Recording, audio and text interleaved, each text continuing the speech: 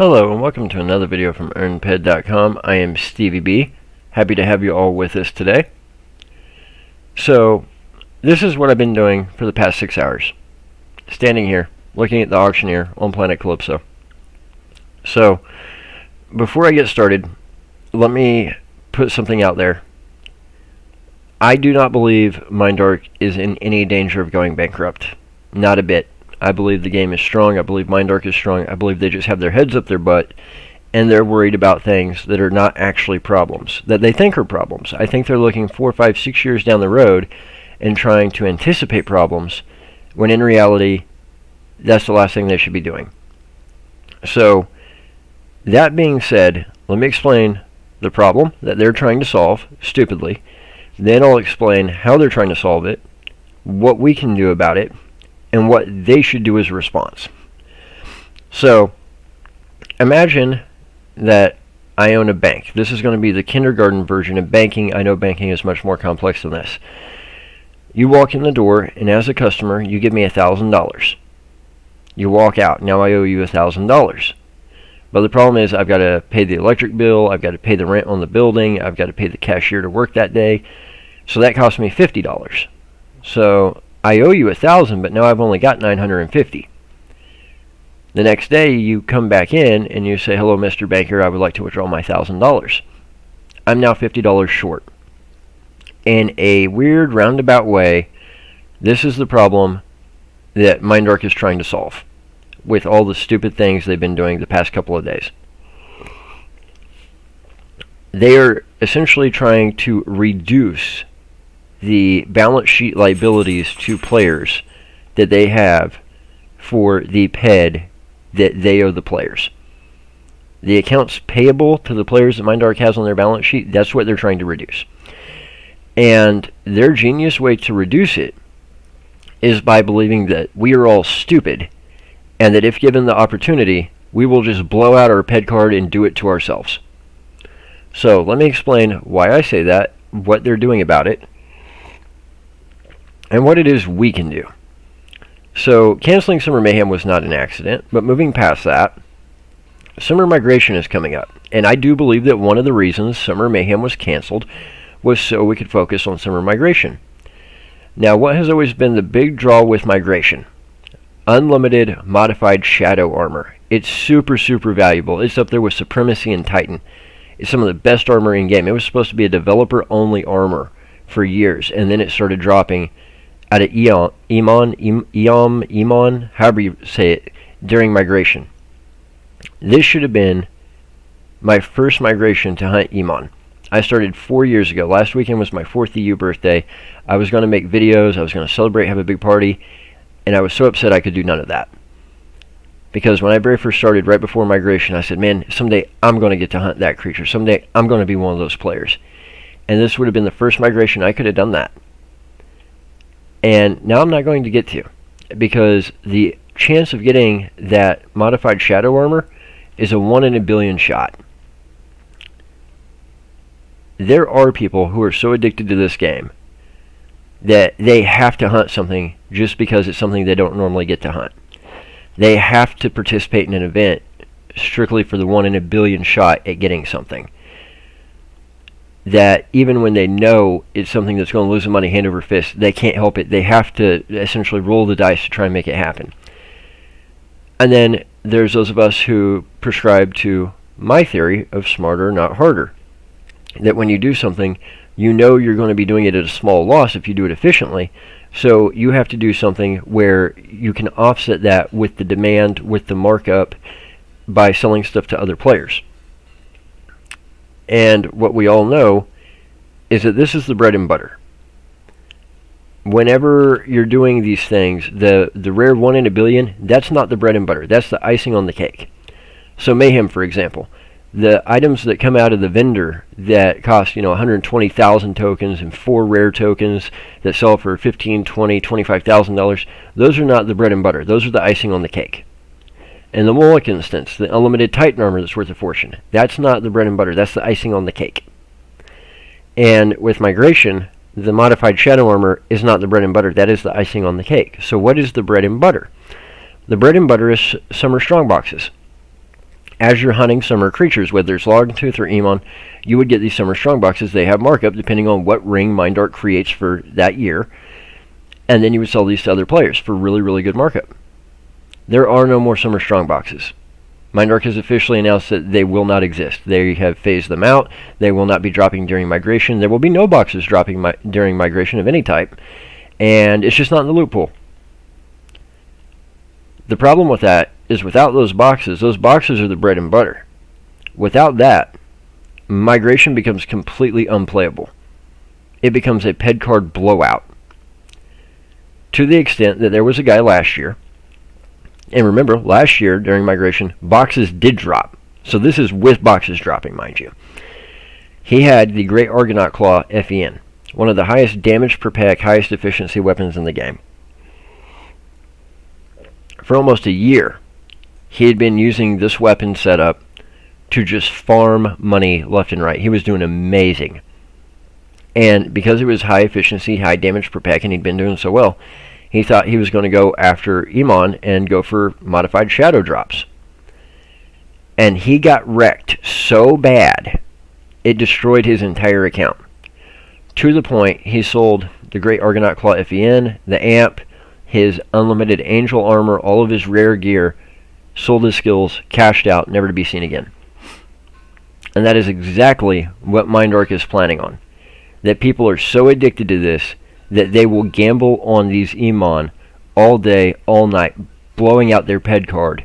And no matter how bad their ped returns are, they will just keep going. No matter how bad the loot is, no matter how bad the markup and demand is, no matter if it's just all shrapnel with no markup and the returns are 30% or less, people will just keep blowing it out because they're addicted to gambling on that 1 in a billion shot. That's what they're counting on, because that will reduce the liabilities. That will reduce what MindArk owes that player. Now here's the problem. What did I just say? They were all gambling references. In one fell swoop, by doing this, MindArk has suddenly turned themselves into the one thing they have always been scared to death of being called, a casino. They are counting on the gamblers who are addicted to gambling going after the unlimited modified shadow armor. I cannot make this up. You just literally turned yourself into the thing that you don't want to be. I cannot make this up if I tried. You have to be pretty stupid to go that far down the rabbit hole.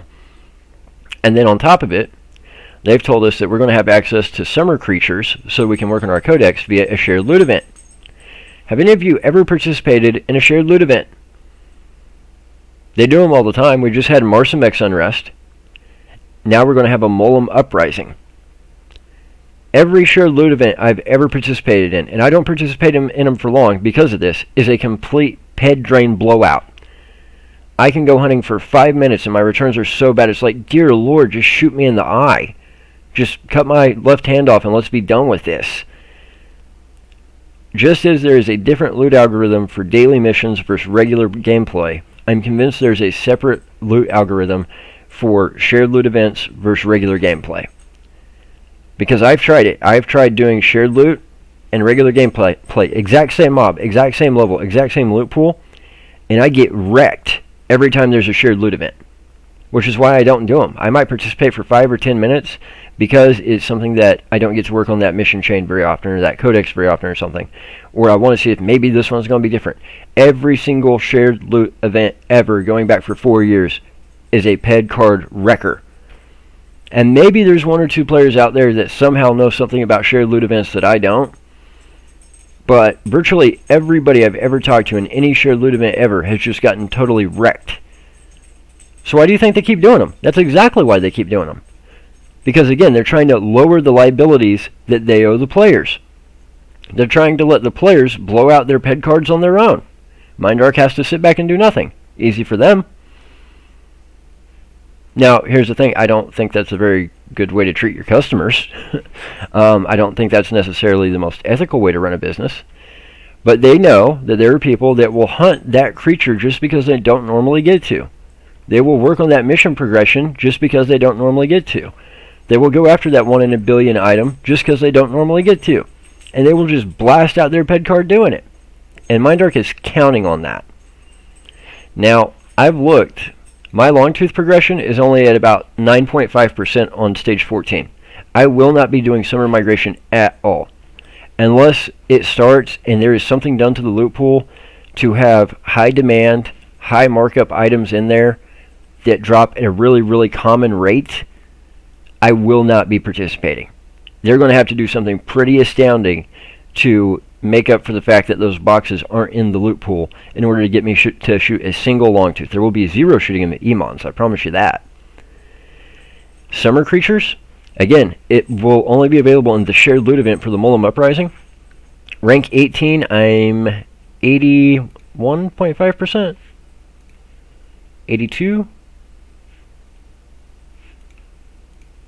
82.9% through rank 18, and the reward is 9.28 PED. So I'm going to participate just long enough to fill up that progress bar and be able to claim the reward for rank 18. Then I'm done with that, because I'm not going to blow out my PED card on a shared loot event. I promise you that. I'm just close enough. If I was any less, I probably would not even finish out rank 18. And if I start and from the get I just get wrecked, I'm stopping right away. I'm not going to do what MindArk wants me to do simply because they want me to do it and then turn around and wreck myself in the process. That's not going to happen. So, that being said, I've stood here for the better part of 2 days doing nothing, thinking about this, thinking about what I want to do next, what goals I want to pursue, things that I have to do to readjust and resituate because of the fact that they screwed us over with not telling us they were canceling Summer Mayhem till the last second. I'm not going to reward good behavior.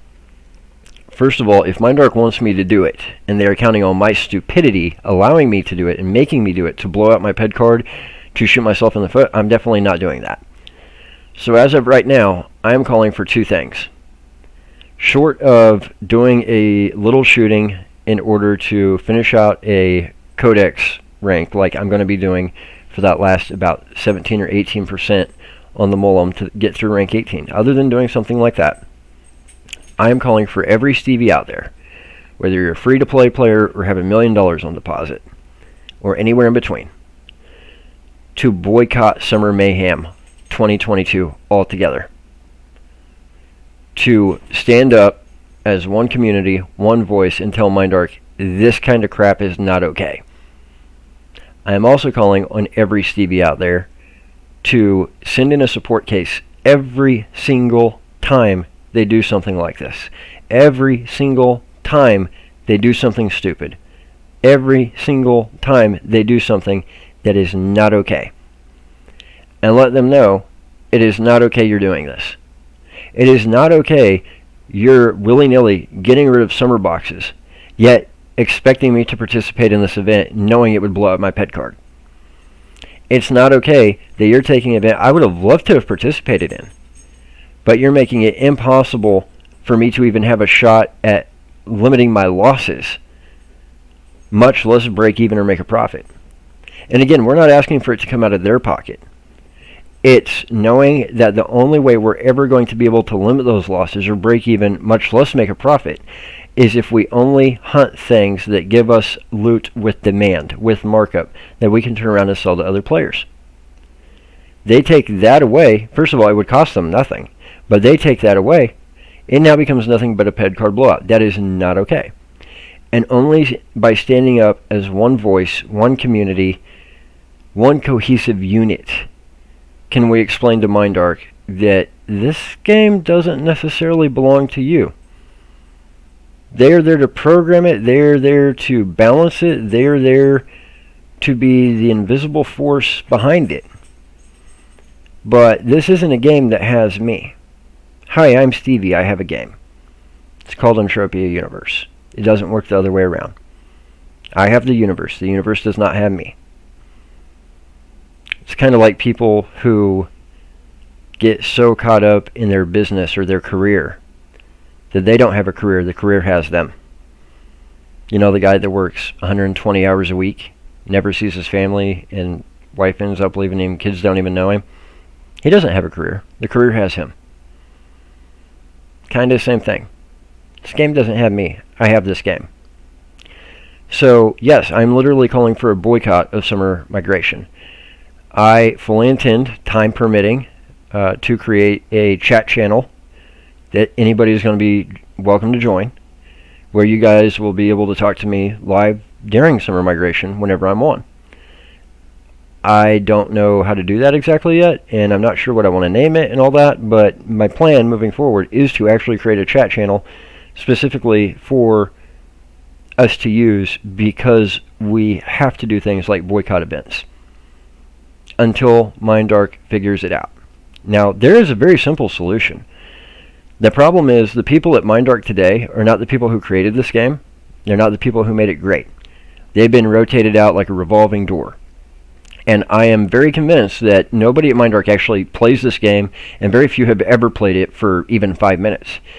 To be completely honest, I think an even bigger dirty little secret, I don't think MindArk actually programs the game anymore.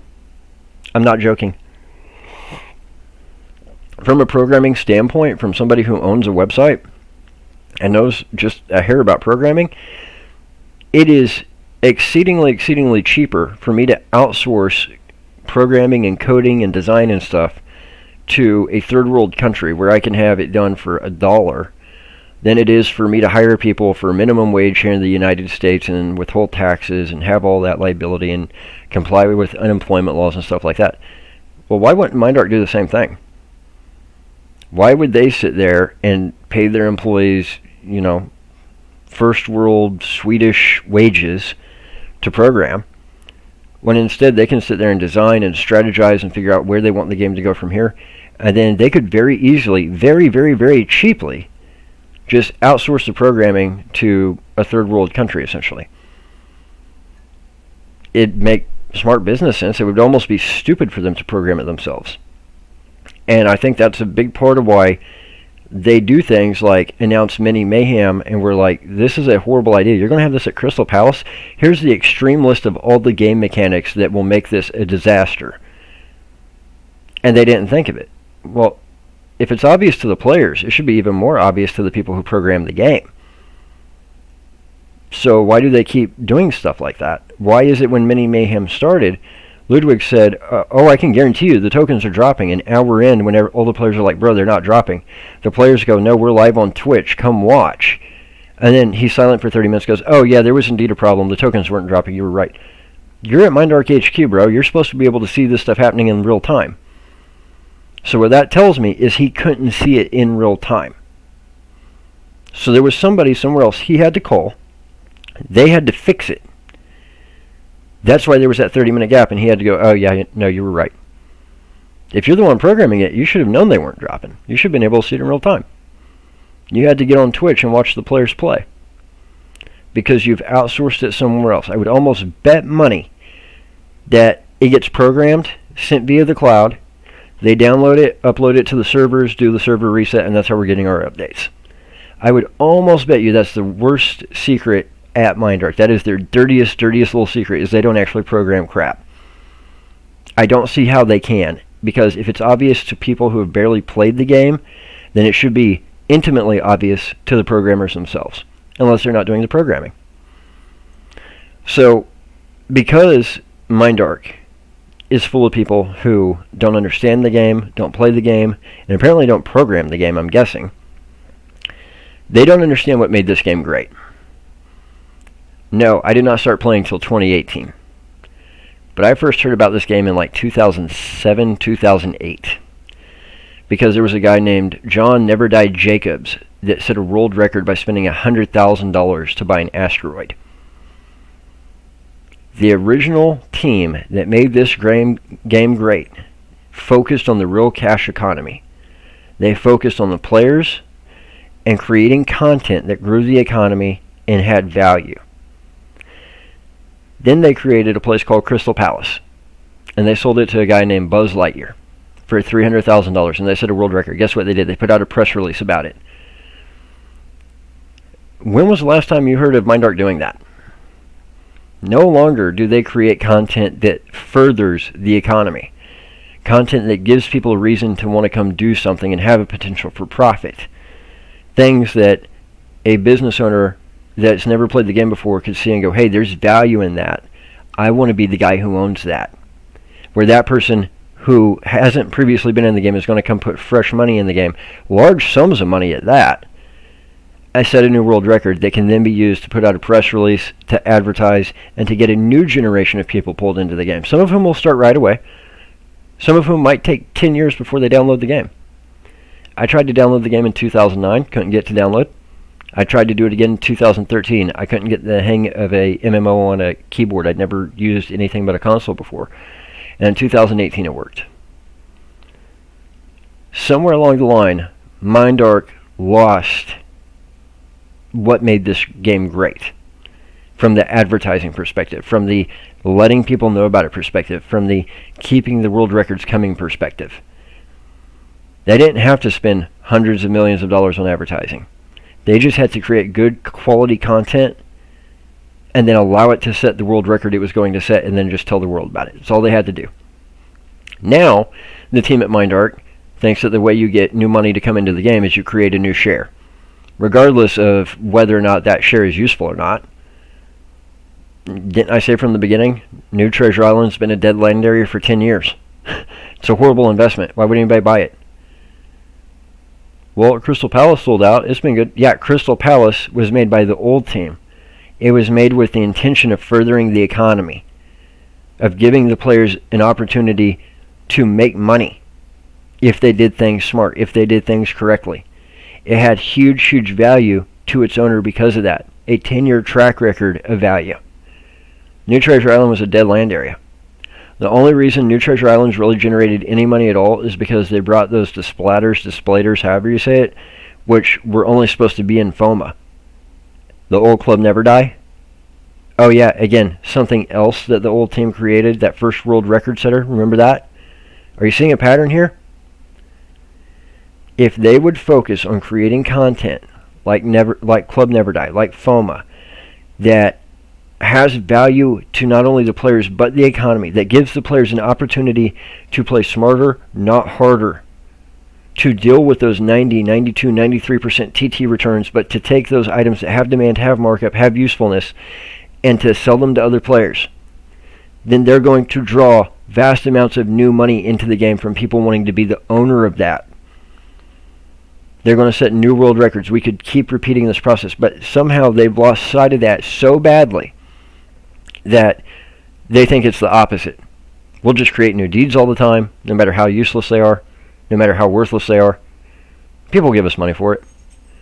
And if we ever want to reduce our liabilities, we'll just make sure that the players have no opportunity to really break even or mitigate losses or even make money. We're just going to be sure that we give them an opportunity to be complete gambling addicts and blow out their pet card. It's completely backwards. And it's a two-pronged thing. The whole summer migration, blow out your pet card, that's reducing the liabilities. The next step in the cycle is, we want a mass infusion of new money, not a depot of a couple $100 a week. What are we going to do? New deed. Hey, look at this new deed for something that's absolutely worthless with no history and no real use in game. Give us money. Like ancient Greece, whenever they came out and said, we created a new wave event area, a new area that you can do a mission to get to, and Gorgon armor, yay, give us $150,000. No, you did 30 minutes of programming. You don't deserve $750,000. What ends up happening? The deeds were a total flop. They didn't sell out. They ended up having to take like half of them off the market. Still haven't sold out. Then what did they do? They finally realized, oh yeah, StevieB was right.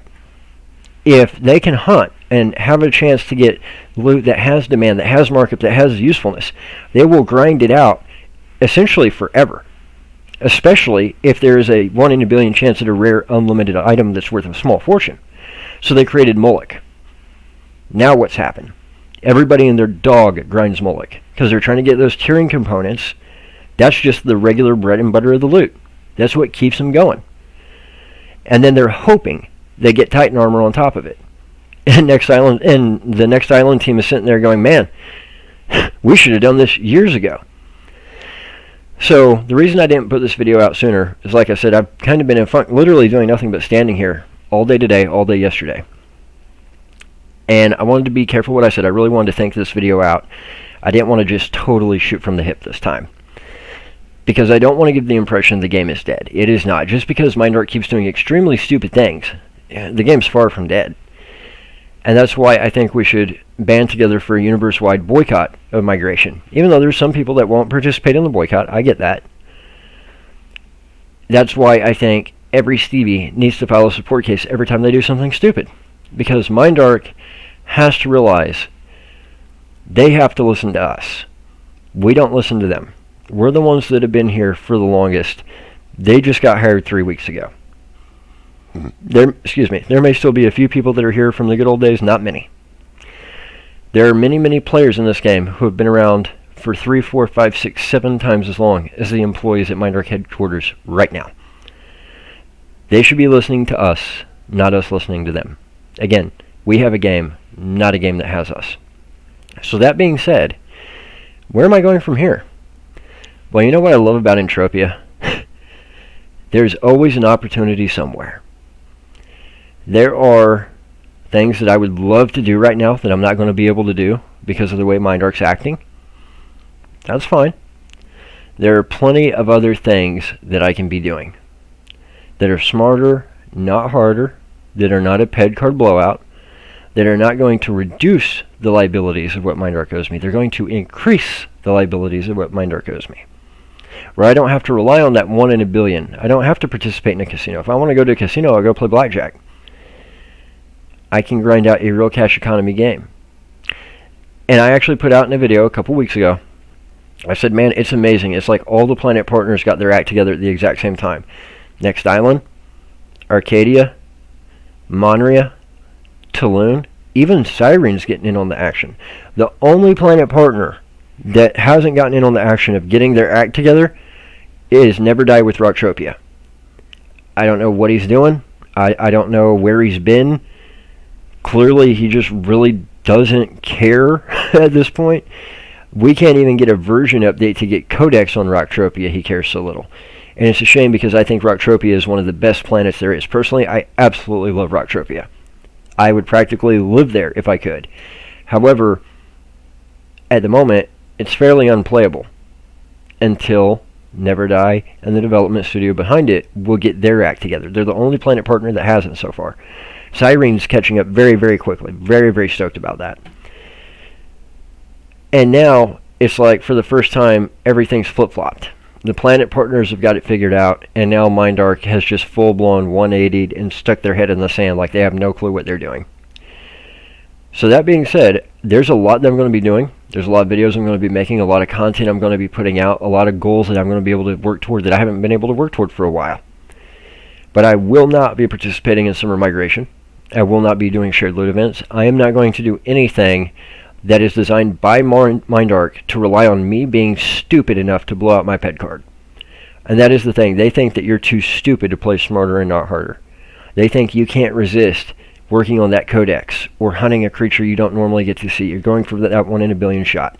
And unless we stand up together and show them that that is not the case, they're going to continue with that line of thought process. So the only way I know to fix it is to not reward their bad behavior to teach them a lesson. So that being said, I would really appreciate if everybody would join me in the boycott. I'd really appreciate it if every time they do this, without me having to mention it, people just mass send in support cases to let them know this is not okay. Let me explain why.